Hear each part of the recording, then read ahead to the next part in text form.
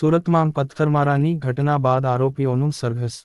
સમગ્ર વિસ્તારમાં પોલીસનું સઘન પેટ્રોલિંગ. ગૃહ રાજ્યમંત્રી પળેપળની માહિતી મેળવી રહ્યા છે. ઋષિકેશ પટેલ. સુરતમાં ગઈકાલે રાતે એક શરમજનક ઘટના બની હતી.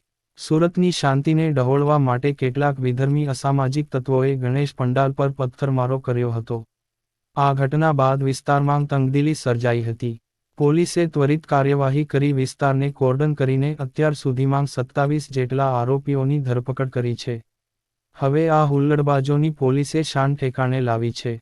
પ્રાપ્ત માહિતી મુજબ, આ ઘટનામાં 27 જેટલા આરોપીઓની ધરપકડ કર્યા બાદ પોલીસે, સુરત પોલીસ તેમનું જાહેરમાં સરઘસ કઢાયું હતું. વિસ્તારમાં હાલ અજંપાભરી સ્થિતિ છે.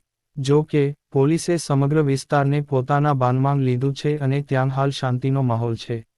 માહિતી મુજબ, વિસ્તારમાં SRPની ટુકડીને ઉતારવામાં આવી છે. અંદાજિત 300મી વધુ પોલીસ કર્મચારીઓ